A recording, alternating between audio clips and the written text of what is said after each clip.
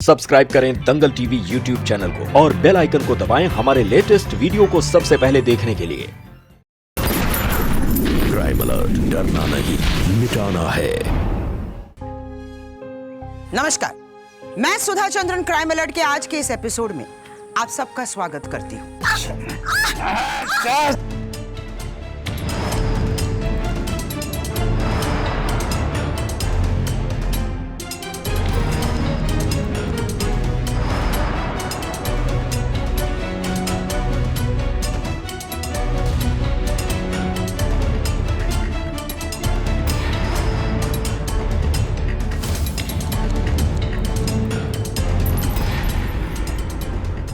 आज हम देखेंगे एक अनाथ आश्रम में पली बड़ी उस लड़की की कहानी जो अपनी पहचान जानने के लिए ना सिर्फ इस दुनिया से, इस समाज से, बल्कि पूरे सिस्टम से लड़ने के लिए निकल गई। तो क्या एक अदना सी लड़की असंभव सी जान पड़ने वाली ये लड़ाई जीत पाएगी?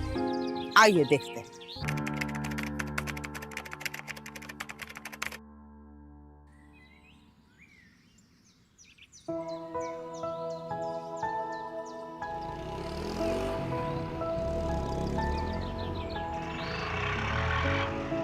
क्या हुआ, स्कूल जाने का मन नहीं है आपका? नहीं, क्यों लेकिन? मैं थक गई हूँ। क्यों थक गई हो तुम?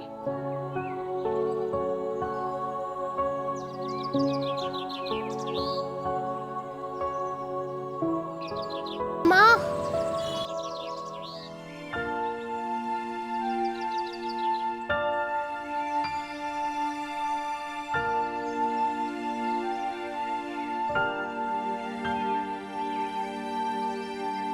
विद्या, विद्या बेटा चले, चल ये लो स्माइल।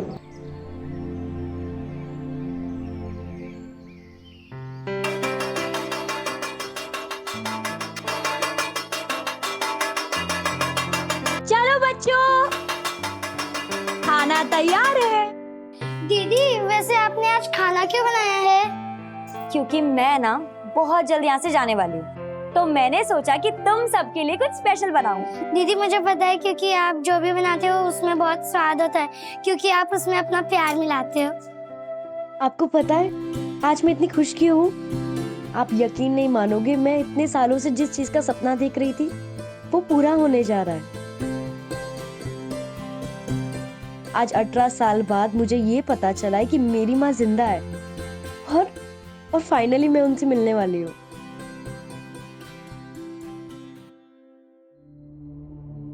दुनिया के लिए ना मैं भले ही अनाथ हूँ, पर इन्हीं चार दीवारी में मुझे मेरी बहनें मिली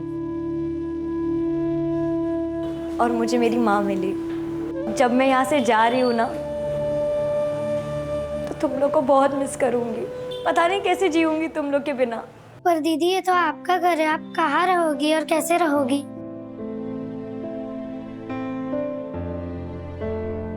जब 18 साल के हो जाते हैं ना, तो यहाँ से ना जाना पड़ता है। अब मैं भी 18 साल की हो गई हूँ, पर चिंता मत करो, मुझे ना एक जॉब मिली है, डाटा ऑपरेटर वाली। और गंगा दीदी ने ना मुझे एक अच्छा सा घर भी दिलवाया है, तो तुम लोग ना कभी भी मस्ती करने आ सकते हो। सच्ची? ये विद्या, हम सबको तुम पे बहुत नाज है। आज यहाँ मेरा आखिरी दिन है और मेरा दिल अपनी माँ से मिलने के लिए बेचैन हो रहा है। वो रात मैंने बड़ी मुश्किल से गुजारी और सुबह होते ही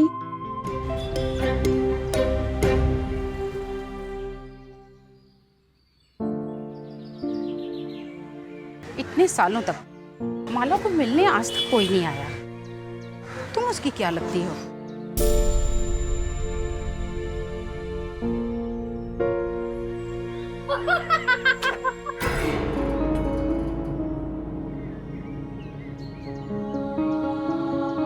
वो मेरी माँ है। कैसी है वो? उसके मुंह से तो हमने आज तक एक शब्द नहीं सुना, बस ऐसे ही चुपचाप पड़ी रहती है। अगर वो चुपचाप रहती है तो आपने उसे बंद करके क्यों रखा है? क्योंकि वो कभी कभी ज्वालामुखी की तरह फटती है, और जब वो फटती है ना तो उसको संभालना बहुत मुश्किल होता है।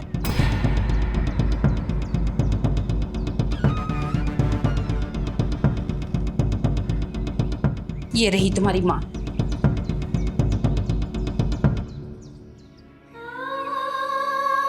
माला, देखो तो तुमसे कौन मिलने आया है। माला,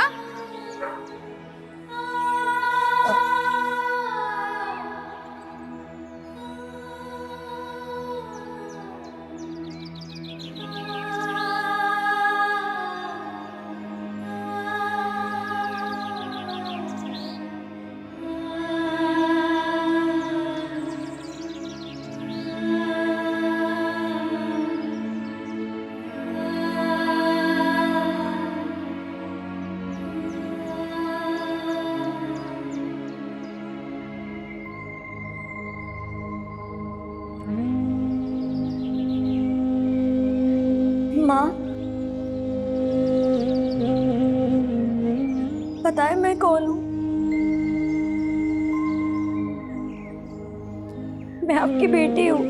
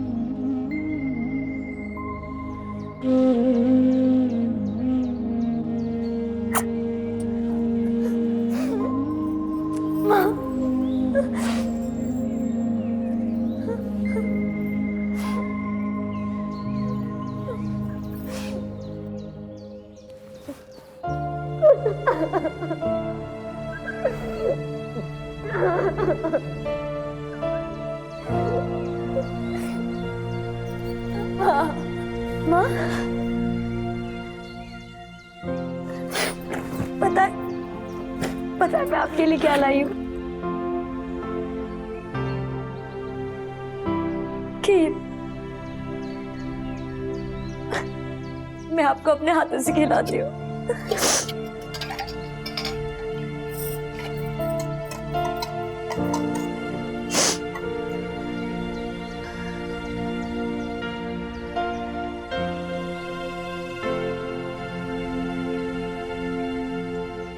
थोड़ा सा।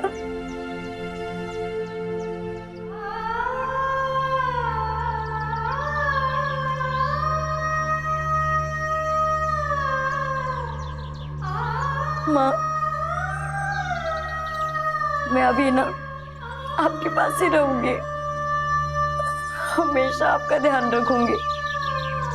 आपको ये कमरे में ना कोई बंद नहीं करेगा। थोड़ी देर में ना रात भी होने वाली है।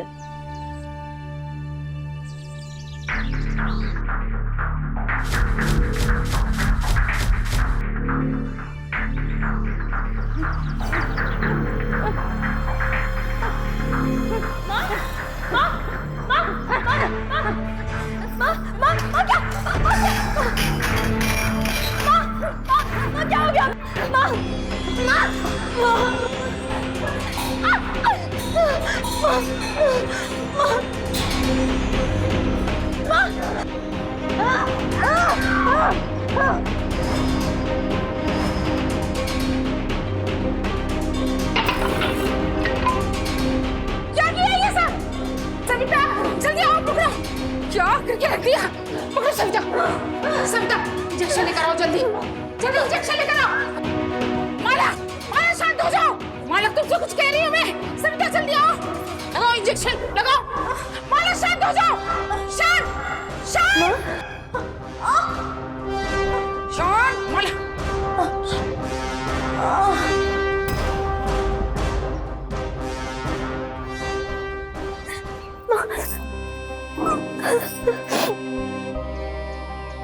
मना किया था ना तुम्हें, माला से दूर रहो। अगर तुम्हें कुछ हो जाता तो? मुझे कुछ नहीं होगा। ये मेरी माँ है और इनके अंदर जो घाव पल रहे हैं ना, मैं उसे अपने प्यार से ठीक करूंगी। भगवान तुम्हारी रक्षा करें।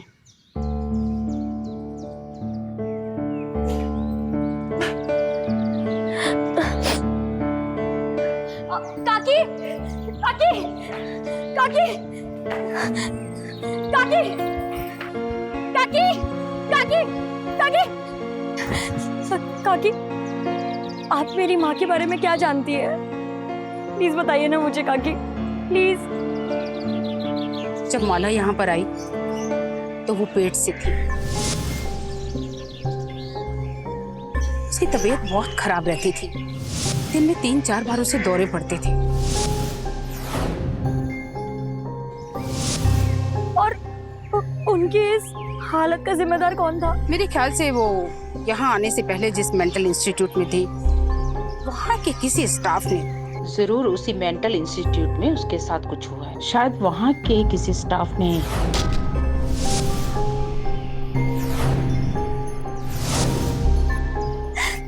काकी, कोई ऐसा तरीका है जिससे मुझे मेरी माँ के बारे में पक्की जानकारी मिल सके? हर पेशेंट की एक फाइल होती है और वो फाइल वहाँ के एडमिन के पास होती है, और माला की फाइल से तुम्हें उसकी पुख्ता जानकारी मिल सकती है।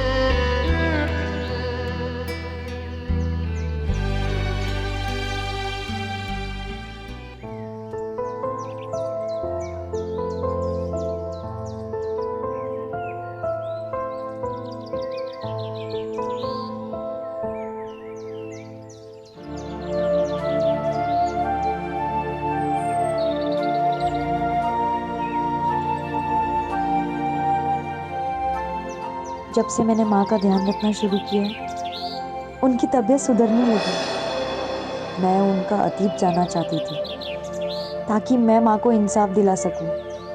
कोशिश कर रही हूँ, लेकिन राह में ढेर सारी चुनौतियां हैं और ढेर सारी मुश्किलें। अंकल, अरे बाद में आना। बोला ना, तुझे ऐसे किसी की फाइल नहीं दे सकते। तो सुनिए, तुझे और कुछ काम नहीं है क्या? जा काम कर।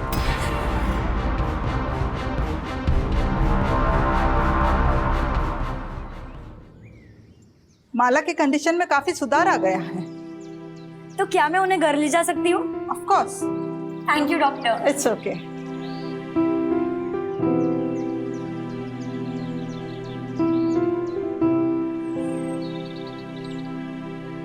माँ, घर चलिए।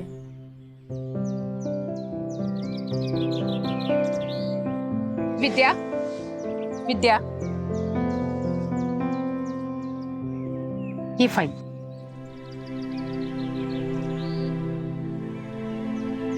थैंक यू सो मच काकी। मैं चलती हूँ।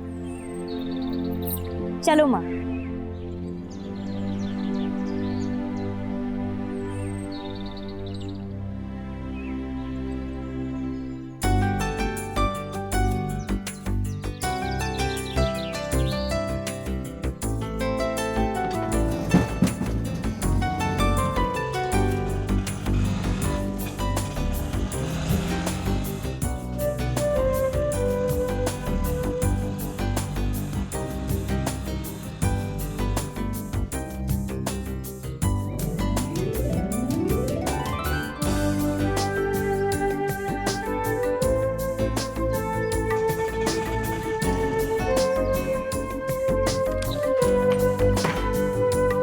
आइए माँ।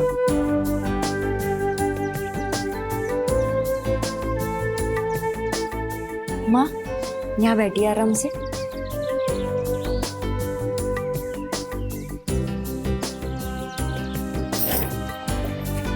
माँ, मैं अभी आपके लिए पानी लाई।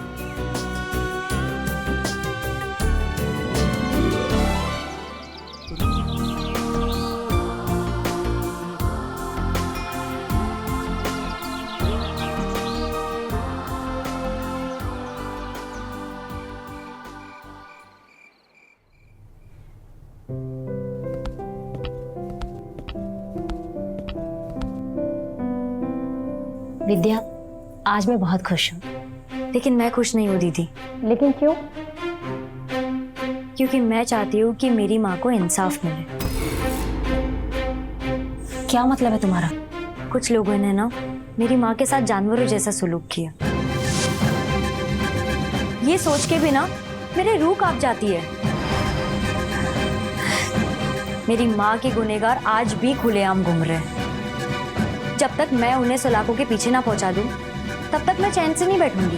विद्या, गड़े मुर्दे उखाड़ने से क्या फायदा है? वो मुर्दा नहीं, वो मेरी माँ है। मेरी माँ की बदकिस्मती बस इतनी है कि उनके साथ हुए गुनाहों का जीता जागता सबूत मैं हूँ। और इसलिए ये मेरा फर्ज है, जब तक मैं उनके गुनहगार का ना तो उसे पता लगाऊं, बल्कि उसे उसके गुनाहों की सजा भी दिलवाऊं।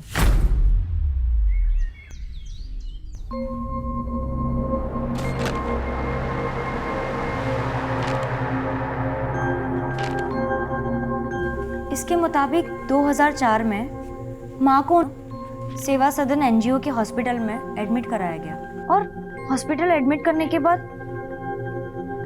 2 महीने बाद उन्हें प्रेग्नेंट पाया और इस बात पे इंक्वायरी भी बिठाई गई। लेकिन दीदी, इसमें तो आगे की पेज गायब है। मुझे तो लगता है ये उन लोगों की हरकत है जो ये नहीं चाहते कि जमाने के सामने उनके नाम आए। विद्या, हमारी आखिरी उम्मीद भी टूट गई। मुझे लग रहा है सब खत्म हो गया। नहीं दीदी, अभी भी कुछ देर नहीं हुई है। इंसाफ के लिए कभी देर नहीं होती। मैं अपनी माँ को इंसाफ दिला कर रहूंगी। मैं कोर्ट जाऊंगी और मांग करूंगी कि सेवा सदन एनजीओ में सारे काम करने वाले मर्दों का डीएनए टेस्ट करवाया जाए, ताकि मुझे मेरी माँ की गुनहगार का पता चल सके। फिर मैं उन्हें उनके जुर्म की सजा दिलवाऊंगी।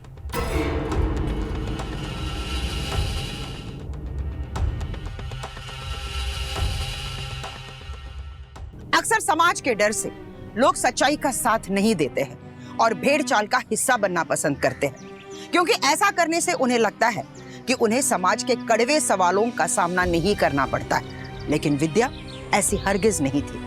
वो तो अलग मिट्टी की बनी लड़की थी और जब उसे अपने जन्म की परिस्थितियों के बारे में और अपनी माँ पर हुए अत्याचारों के बारे में पता चला, तो अपने अस्तित्व को लेकर वो शर्मसार नहीं हुई, बल्कि अपनी पीड़ित माँ को इंसाफ दिलाने की उसने ठान ली। और अब विद्या के इरादों की कठिन परीक्षा शुरू होने वाली है। आने वाले समय में किन हालातों का उसे सामना करना पड़ेगा, इसकी कल्पना उसने कभी नहीं की थी।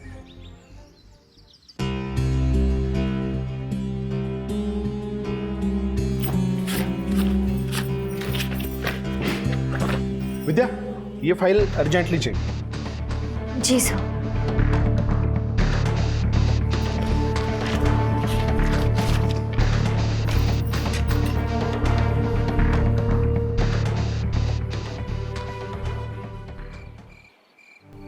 आई एम सॉरी वकील साहब, वो क्या है ना, मुझे ऑफिस में देर हो गई। मैं अभी आती हूँ।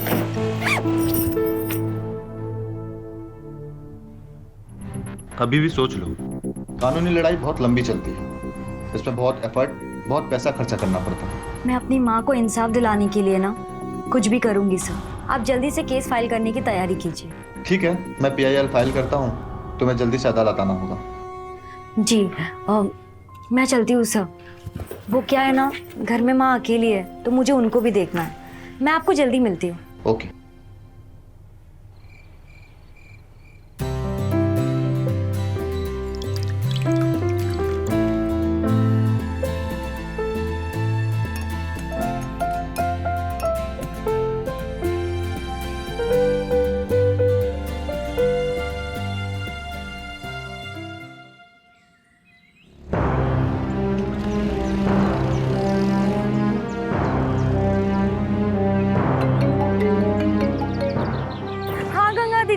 कहाँ हो तुम? मैं बस अभी रास्ते में ही हूँ। अच्छा जल्दी करो, जैसा बातें ही होंगी। हाँ।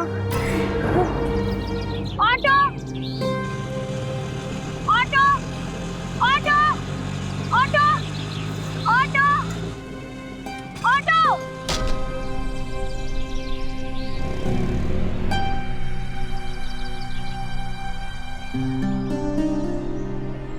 Auto, auto auto.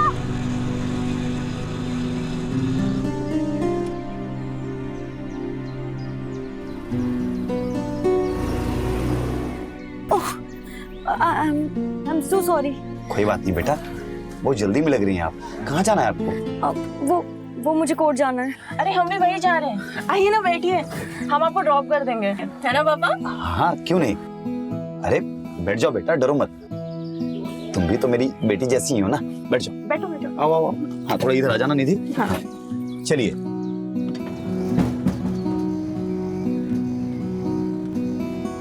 मेरा नाम उदय है और ये है मेरी प्यारी बिटिया निधि। हाय। मैं विद्या। लिफ्ट के लिए थैंक यू। अरे कोई बात नहीं। 1 मिनट पापा, मैं बोलूँ। दरअसल ना पापा ऐसे मौकों पर एकदम फिल्मी डायलॉग मारते हैं कि जैसे जरूरतमंद की मदद करना तो हमारा फर्ज बनता है। बदमाश कहीं। वैसे आप लोग कोर्ट क्यों जा रहे हो? दरअसल मुझे कॉलेज प्रोजेक्ट के लिए ना कोर्ट में प्रेजेंटेशन बनानी है, बस हम इसीलिए कोर्ट जा रहे हैं। वैसे आप क्यों जा रही हैं कोर्ट? एक मजबूर को इंसाफ दिलाने जा रही हूँ।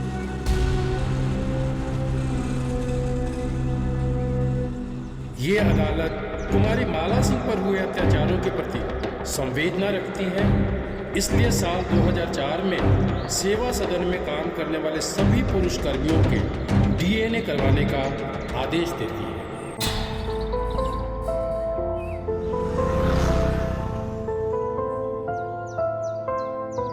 जज साहब जितना सीरियस थे ना, मुझे तो ऐसा लगा कि वो हमारा केस रद्द कर देंगे। देखो दुनिया कुछ उसूलों पे चलती है, जैसे रात कितनी भी काली क्यों ना हो लेकिन सूरज को नहीं रोक सकती, ठीक उसी तरीके से दुनिया की कोई भी ताकत सच और इंसाफ को कभी नहीं दबा सकती। दीदी आपकी यही शब्द तो मेरी ताकत है। अच्छा अब मैं चलती हूँ, माँ घर में अकेली है। मैं कल आती हूँ। ऑटो।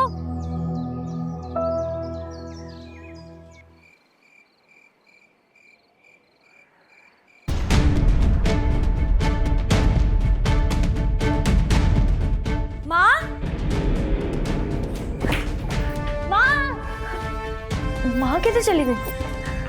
माँ, माँ।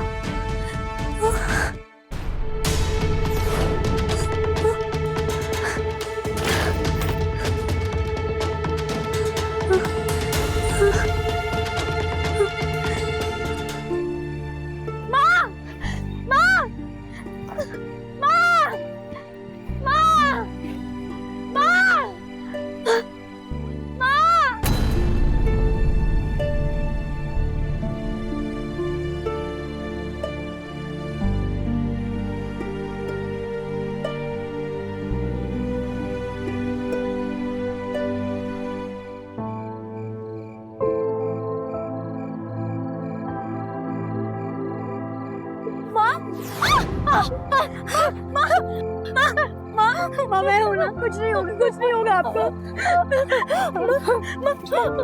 कौन था वो? राक्षस।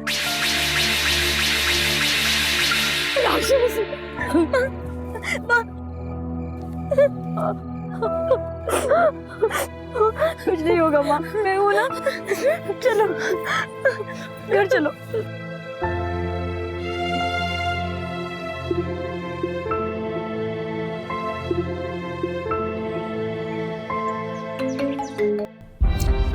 हाँ शुक्ला जी बोलिए। विद्या, अपने केस के बारे में तुम्हें एक अपडेट देना है। बताइए। सेवा सदन एनजीओ के स्टाफ का डीएनए कलेक्ट किया जा रहा है। मैं तुम्हें अपडेट देता रहूंगा। ठीक है। उन तीनों को लेके आओ, यहाँ खड़े हो जाओ। नाम बताओ। मोहम्मद फैजल।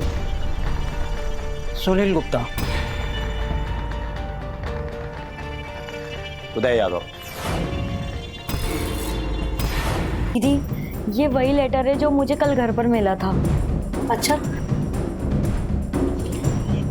अपनी खुशकिस्मती मान कि तेरी माँ मेरे हाथ में नहीं लगी, वरना तुझे आज उसकी लाश मिलती। अपनी सलामती चाहती हो तो ये केस वापस ले लो।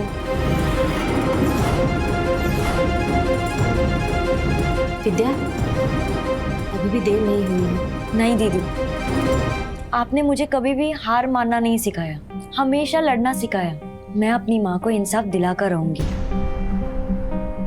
मैं ये लड़ाई जारी रखूंगी।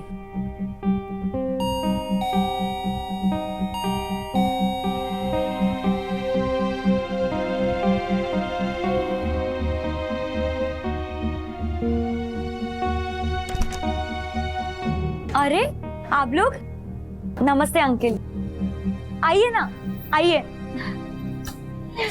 दीदी, आपकी स्टोरी ना पेपर में छपी है और जैसे ही मैंने पेपर पढ़ा ना तो मैंने पापा को बोला कि मुझे दीदी से मिलना है। भी यही सोच रही होगी ना कि कैसे कैसे लोगों से पाला पड़ गया है मेरा। अब देखो ना, कल ही तुमसे मुलाकात हुई और आज हम आ गए तुम्हारे घर पे। अंकल ऐसे मत बोलिए, अगर कल आप लोग नहीं होते ना तो मैं कोर्ट कैसे पहुंचती। दीदी, ये वही भले लोग हैं जिन्होंने मेरी मदद की। जी नमस्ते। नमस्ते।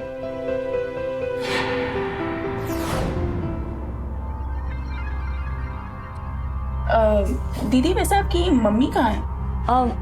वो सो रही है। बेटा, तुम्हें कभी भी किसी तरह की जरूरत पड़े ना, मुझसे बेझिझक कहना, ठीक है? श्योर अंकल, वैसे भी मुझे आप जैसे भले लोगों की साथ की बहुत जरूरत है। अरे हाँ, क्यों नहीं, कभी भी बेटा।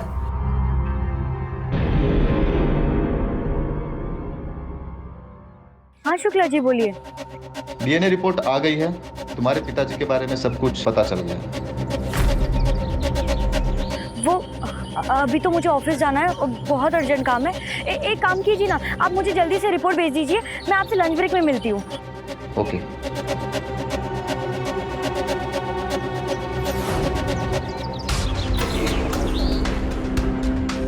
अगर तुम अपनी सलामती चाहती हो तो ये केस वापस ले ले, समझी? मर जाऊंगी लेकिन केस वापस नहीं लूंगी। कौन कहता है हम तुम्हें मारेंगे? हम तुम्हारी वही हालत करेंगे जो हमने तुम्हारी माँ की थी। जब माला यहाँ पर आई तो वो पेट से, मेरे ख्याल से वो यहाँ आने से पहले जिस मेंटल इंस्टीट्यूट में थी वहाँ के किसी स्टाफ ने जरूर उसके साथ ज्यादती की होगी।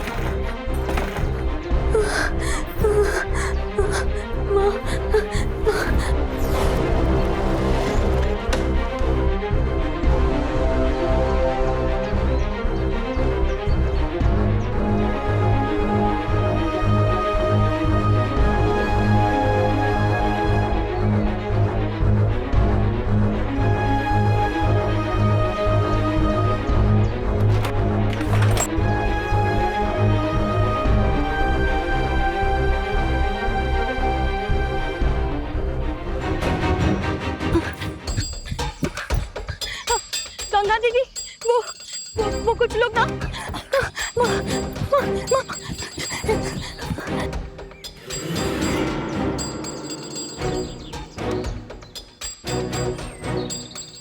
क्या हुआ विद्या? तुम इतनी परेशान क्यों हो? आराम से बताओ क्या हुआ? वो कुछ लोग हमें मारने की कोशिश कर रहे हैं। वो हमारे घर तक भी आ गए। तुम कहाँ हो? मुझे बताओ, मैं वहाँ पुलिस लेकर आती हूँ। नहीं, मेरे एक परिचित के घर के यहाँ जा रही हूँ। आप जल्दी से वहीं आ जाओ, मैं आपको पहुँचकर एड्रेस भेजती हूँ। ठीक।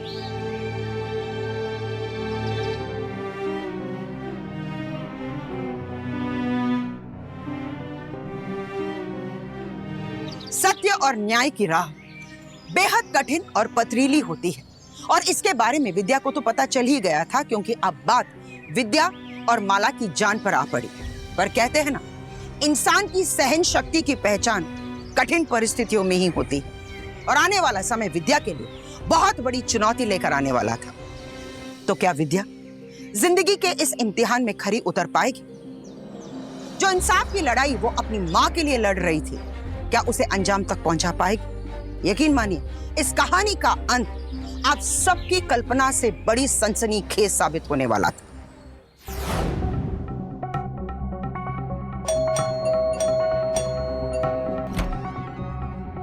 अरे दीदी, हम यहाँ।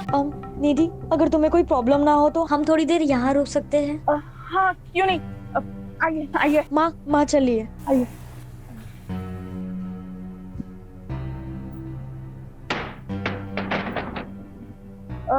दीदी, आप इस वक्त यहाँ, मतलब सब ठीक तो है ना? हाँ। माँ बैठ। आइए आइए, प्लीज बैठिए।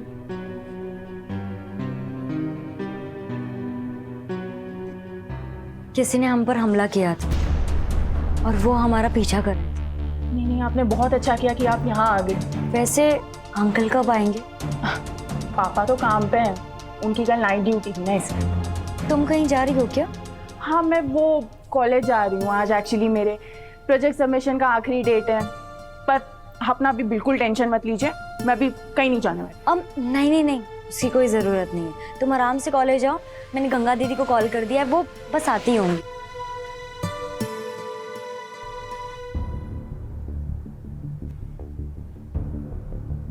आप लोग कुछ लेंगे? थोड़ा पानी मिलेगा क्या? माँ को बहुत प्यास लगी होगी। आप लोग यहीं रुकिए, मैं अभी लेके आती हूँ। काम करती हूँ, मैं भी चलती हूँ तुम्हारे साथ। माँ, आप यहाँ बैठो, मैं अभी लेकर आई पानी।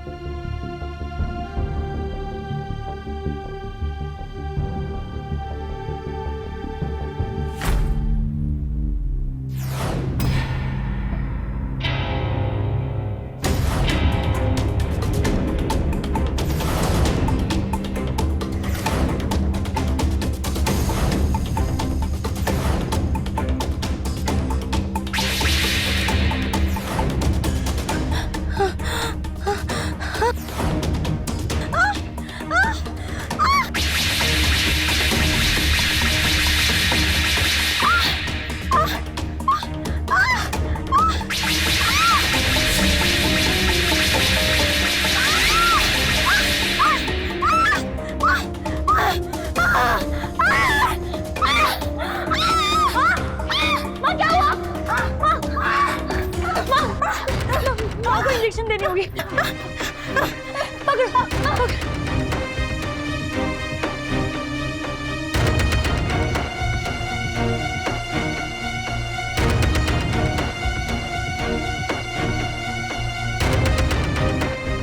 माँ को रूम में ले चलते हैं। माँ चलिए।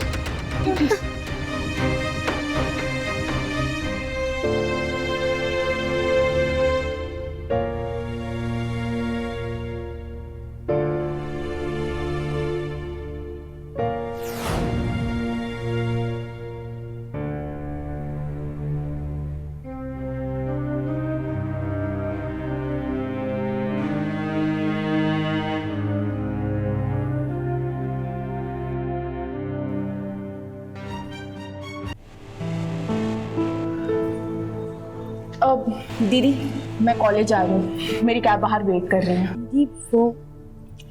दीदी, आप बिल्कुल टेंशन मत लीजिए, अगर आपको कुछ भी जरूरत हो तो प्लीज मुझे कॉल कीजिए, ओके? और हाँ, पापा आते ही होंगे। पापा आ गए। पापा, ये देखो ना कौन आया। नमस्ते अंकल। पापा, मैं कॉलेज जा रही हूँ, आप दीदी का ना एकदम अच्छे से ध्यान रखेंगे, ओके?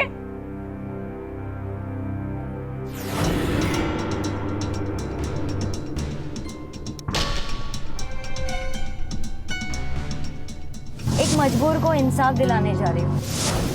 मुझे आप जैसे भले लोगों के साथ की बहुत जरूरत है।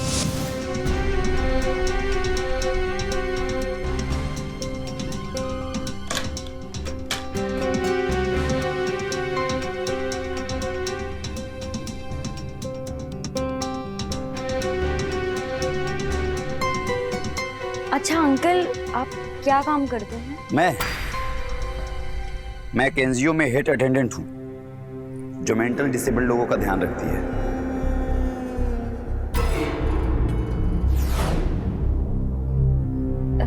अच्छा, कौन सा एनजीओ? सेवा सदन।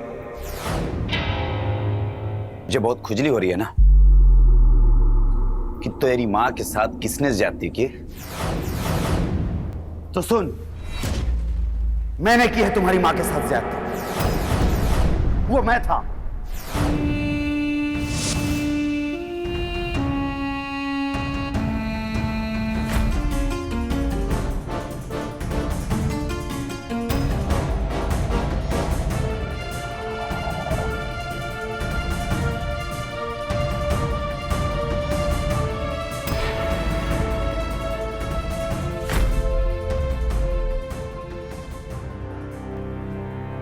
नहीं, मेरे साथ दो और भी थे।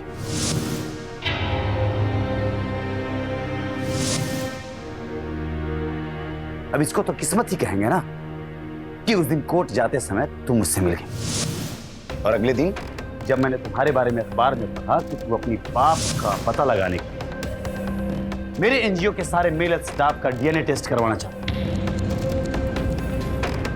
तो मैं समझ गया कि तू जरूर उस माला की औलाद है। और तब से मैं तुम पे सिर्फ नजरें ही नहीं बल्कि तुम्हारी जड़ें खोदनी भी शुरू कर दी थी।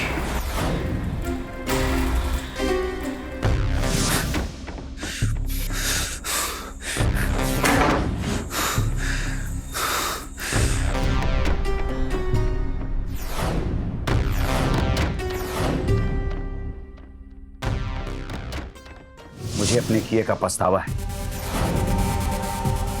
उन दिनों मेरी संगति अच्छी नहीं थी, मैं नशा भी करता था। मैंने तेरे माँ के साथ गलत किया।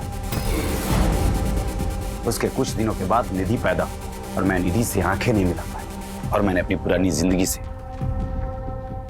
नाता तोड़ लिया। इतनी आसानी से नहीं होते, तुम्हें अपने हर जुर्म का हिसाब चुकाना होगा। मेरा दिमाग खराब मत कर मेरा दिमाग खराब।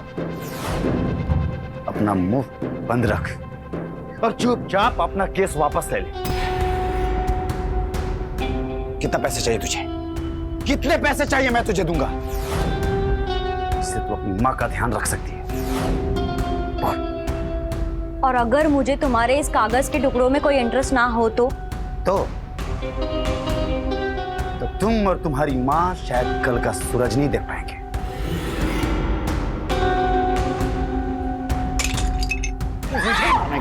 मुझे मारेगी। अब देख मैं तुझे कैसे परलोक भेजता हूं।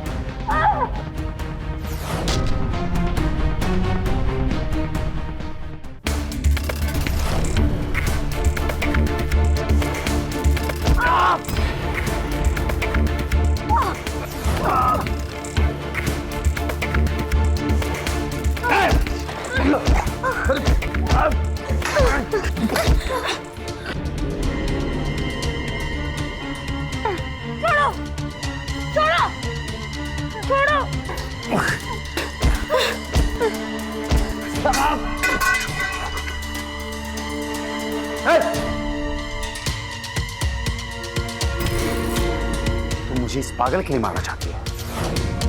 मुझ पे हाथ उठाती है तू?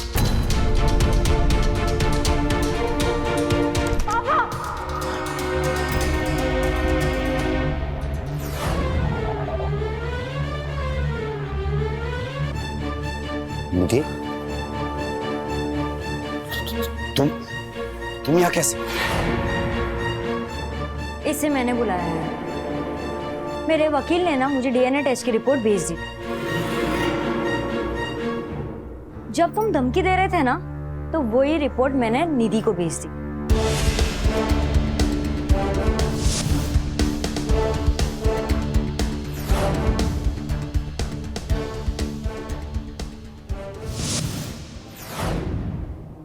और जब उस डीएनए रिपोर्ट में मैंने आपका नाम देखा तो मुझे यकीन नहीं हुआ कि मेरे पापा ऐसी घिनौनी हरकत कर सकते हैं। इसलिए मैं फौरन चली आई ताकि मैं आपका असली रूप देख सकूं। निधि, ये सब इस लड़की की साजिश है। मेरा यकीन करो, मैंने कुछ भी गलत नहीं किया। इंसान है पापा, आप जानवर हैं, जानवर। नफरत करती हूँ मैं आपसे। एक टाइम पे मैं आपको अपना सब कुछ मानती थी, अभी आपको देखते ही मुझे इतनी घिन आती है ना।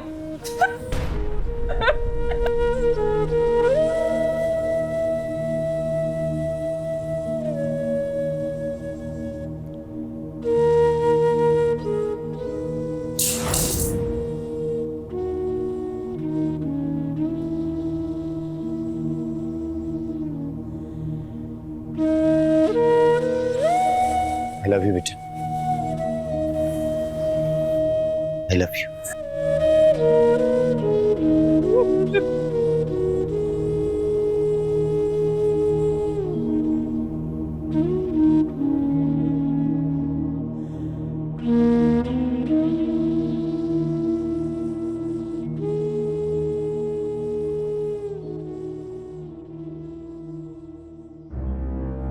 विद्या, विद्या, वो कहाँ है?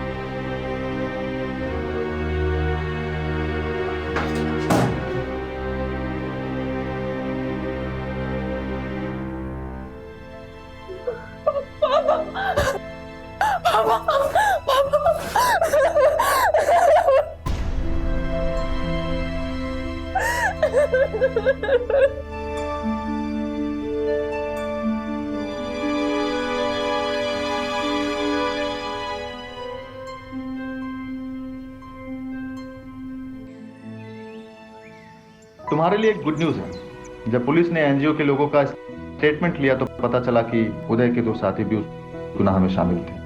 अब वे पुलिस की हिरासत में। दीदी मैं कॉलेज जा रही हूँ। दीदी 1 मिनट।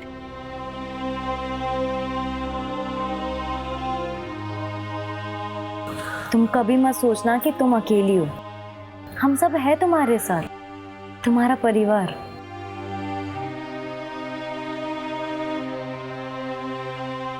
और मैं भी।